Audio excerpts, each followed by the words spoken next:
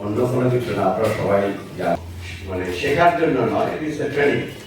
আসলে হলুদ সাংবাদিকতা বিষয়টা খুব বড় না, যেটা আমি বললাম যে ওইটুকুই, যে চাঞ্চল্য সৃষ্টির জন্য যে জিনিসটা করা হয় সেটা হচ্ছে একটা অতিরঞ্জিত এবং এবং মিথ্যা সংবাদ।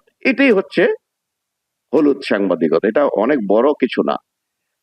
আমার কাছে মনে হয়েছে অতীতের তুলনায় একসময় যে যে দশকে ছিল অনেকটা কমে এসেছে। কারণ এটা কমে আসার কারণ হচ্ছে ওই যে ইলেকট্রনিক মিডিয়া আসছে। আপনারা দেখেন কোন সংবাদ আজকে আমরা এখানে কিছু বলার আগেই অনেক জায়গায় চলে যাচ্ছে। যেমন মিডিয়া শব্দটা কিন্তু আগে কোনো সময় উচ্চারিত হতো না, ইদানিং এই শব্দটা নিয়ে অনেক কিছুই হচ্ছে। সে ব্যাপারে আমি কোনো তর্কে জড়াতে চাই না।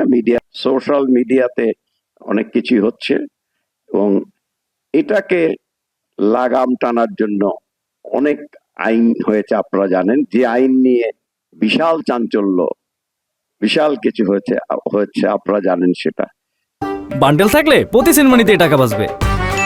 বিকাশ সেনমানি বান্ডেল কিনে জিতুন প্রতি লেনদেনে। যে এটাকে আইনটা অনেকবার বদলানো হয়েছে, এটা নিয়ে অনেক মামলা মোকদ্দমার সম্মুখীন আপনারা হয়েছেন। আপনারা জানেন এখন পর্যন্ত প্রিন্ট মিডিয়া এবং কি বলে ইলেকট্রনিক মিডিয়া, প্রিন্ট মিডিয়া অনেক আইন টাইন আছে। ইলেকট্রনিক মিডিয়া যেহেতু এটা নতুন আমাদের এখানে আসছে, এটাও প্রেস কাউন্সিলের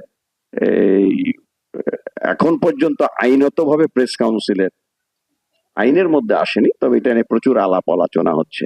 এটা ইতিমধ্যে বিগত সরকারের আমল এটা নিয়ে আলাপ আলোচনা হওয়ার পরে এটা আইন অলরেডি তারা সরকার করেছিল এবং এটা ওয়েটিং এর জন্য মিনিস্ট্রিতে এখন পেন্ডিং আছে।